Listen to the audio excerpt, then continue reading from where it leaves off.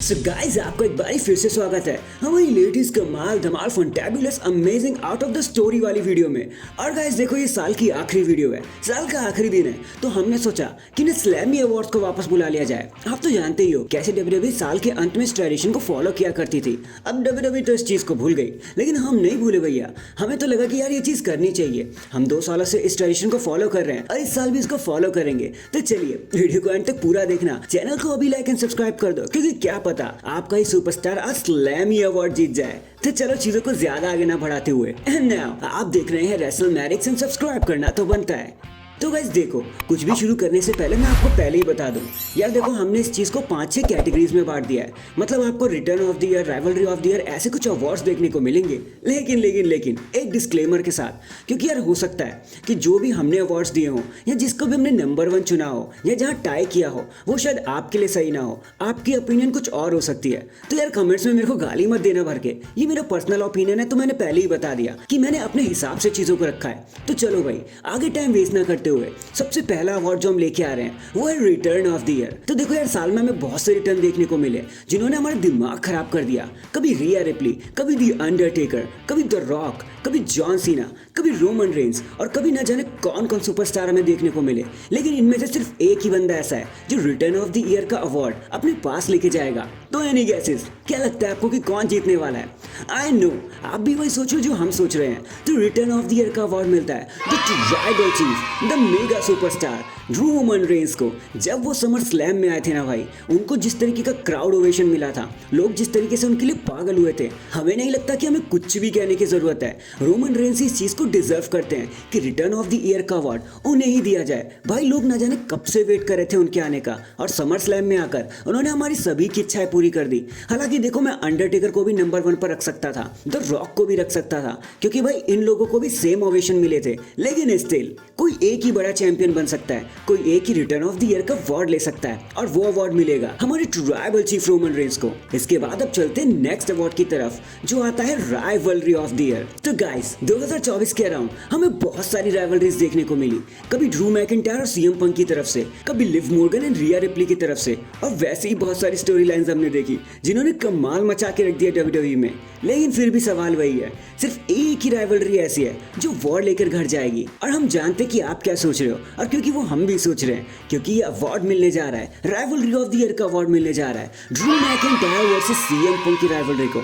अब I know आप कहने वाले होंगे कि भाई मैंने सोलो सिकोवा और ब्लड लाइन की स्टोरी कैसे छोड़ दी। तो यार मैं पहले आपको क्लियर कर देता हूँ। पहले तो ब्लड लाइन की स्टोरी काफी देर बाद शुरू हुई थी, जब पूरा समर स्लैम निकल गया था, जब रोमन रेंस ने रिटर्न किया था।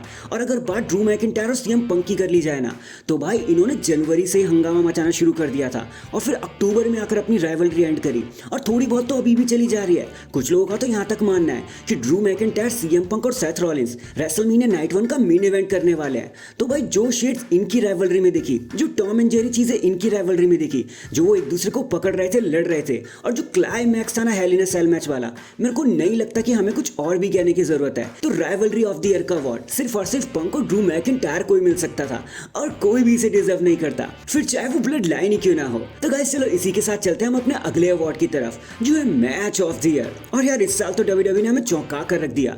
कभी हमें Cody Rhodes and Roman Reigns देखने को मिले, कभी रिया रिप्ली एंड लिव मॉर्गन देखने को मिली, और भी ना जाने कितने बेहतरीन हमें मैच देखने को मिले। लेकिन गाइस बस वही एक क्लीशे है, कोई एक या फिर कोई 2 ही मैच ऐसे हो सकते हैं जिसने इस साल में सबको हिला कर रख दिया। देखो यार पहले तो मैं एक को चुनना चाहता था, लेकिन फिर दूसरा मैच भी इतना अच्छा था कि मैंने इस चीज को टाई ब्रेकर में रख दिया। तो 2 लोगों को यह अवार्ड मिल रहा है। सबसे पहले तो आप जानते हैं मैं किसका नाम लेने वाला हूँ, Cody Rhodes versus Roman Reigns, WrestleMania XL. भाई मैं अगर इसमें से सरप्राइजेस भी हटा दूं ना, तो भी कोडी एंड रोमन ने जो राइवलरी हमें दी है, जो मैच हमें दिया है, भाई ये मैच ऑफ द ईयर का अवार्ड तो लेकर ही जाते हैं। और दूसरा अवार्ड हम देना चाहेंगे, मतलब वही मैच ऑफ द ईयर का अवार्ड हम देना चाहेंगे ड्रू मैकिंटायर और सीएम पंक के मैच को, hello in a Cell match, bad blood 2024। भाई पूरा बैड ब्लड इन्हीं के अराउंड ऐड किया गया था, इन्हीं के अराउंड बनाया गया था। वो तो भाई रोमन रेंस और कोडी रोड्स एक साथ मिल गए, वरना इसी मैच ने मेन इवेंट करना था। भाई ड्रू मैकिंटायर और सीएम पंक अगर ये दोनों एक मैच के सामने आ रहे हैं ना, तो आप एक्सपेक्ट कर सकते हो कि आपको सब कुछ देखने को मिलेगा। और जिस तरह से हेल इन अ सेल में उन्होंने अपनी राइवलरी एंड करी, वो मैच एंड किया, हमें नहीं लगता कि कुछ भी कहने की जरूरत है। तो Cody Rhodes versus Roman Reigns and CM Punk versus Drew McIntyre Hell in a Cell match, इन लोगों को मिलता है मैच ऑफ द ईयर का अवार्ड, क्योंकि दोनों ही कैंडिडेट जीतने के हकदार है और हम किसी एक को नहीं जिता सकते थे, इसलिए इन दोनों ही मैचेस को मैच ऑफ द ईयर का अवार्ड मिलेगा। इसी के साथ चलते हैं गाइस हम अपने नेक्स्ट अवार्ड की तरफ, जो आता है चैंपियन ऑफ द ईयर। अब आप कहोगे यार सुपरस्टार ऑफ द ईयर तो सुना था, ये चैंपियन ऑफ द ईयर कौन हो गया? तो भाई देखो, चैंपियन ऑफ द ईयर वो होता है जिसने पूरे साल में धमाका मचा दिया हो, तबाही ला दी हो, जिसने इतनी बार अपने टाइटल को डिफेंड किया हो कि भाई हम चौंक के रह गए हो, जिसकी टाइटल लेने में बहुत सारी शेड्स देखने को मिली हो। और यहाँ भी हमने कंप्लीट टाई कर दिया है भाई, किसी एक को चुनना लगभग नामुमकिन था। तो दो विनर यहाँ पर निकल कर आते हैं। तो चैंपियन ऑफ द ईयर का पहला अवार्ड मिलता है अमेरिकन नाइटमेयर कोडी रोड्स को। एक तो सबसे पहले उन्होंने यार जितनी बार टाइटल डिफेंड किया है, एक के बाद एक, वो एक फाइटिंग चैंपियन बन के ही सामने आए, तो उन्हें अवार्ड मिलना तो बिल्कुल लाजमी था। और दूसरा अवार्ड मतलब दूसरा सुपरस्टार ऑफ द ईयर का अवार्ड मिलता है गंथर को। अब आप कहोगे भाई अचानक से इन्हें कहा, इनकी टाइटल रेन तो बहुत टाइम बाद शुरू हुई थी। तो भाई एक लेवल पे खत्म करना चाहूंगा, 80% of the time Gunther champion रहे हैं। जब साल शुरू किया था उन्होंने 2024, तो वो इंटरकॉन्टिनेंटल चैंपियन थे। जब साल एंड किया तो वो वर्ल्ड हैवीवेट चैंपियन है। तो गाइस इसे कहते हैं असली चैंपियन। 80% ऑफ द टाइम वो अपनी लाइफ में चैंपियन रहे हैं, तो इसलिए किसी एक को चैंपियन ऑफ द ईयर का अवार्ड नहीं मिल सकता था। इसलिए कोडी रोड्स और गंथर दोनों ही जीते चैंपियन ऑफ द ईयर का अवार्ड। अब चलते हैं गाइस अपने एक और खतरनाक स्लैमी अवार्ड्स की तरफ, जो होता है सुपरस्टार ऑफ द ईयर। और गाइस यहाँ पर WWE में जितने भी रोस्टर आते हैं, चाहे NXT हो, स्मैकडाउन हो, रॉ हो या फिर कुछ और, सबके सब एलिजिबल है इस चीज में आने के लिए, क्योंकि हर बंदा अपने आप में मेहनत करता है। किसी एक को हम इस तरीके से नहीं बना सकते, कोई एक लिस्ट नहीं बना सकते, सबके सब हकदार है यहाँ पर आने के, क्योंकि साल सिर्फ एक बंदे से नहीं बल्कि सारी टीम वर्क से बनता है। और यहाँ पे कोई एक नहीं, दो नहीं, बल्कि तीन नाम ऐसे जो सुपरस्टार ऑफ द ईयर का अवार्ड जीते हैं, क्योंकि इसमें भी किसी एक को चुनना लगभग नामुमकिन था। तो सबसे पहला सुपरस्टार ऑफ द ईयर का अवार्ड जाता है हमारे सेथ फ्रीकिंग रॉलिंस को।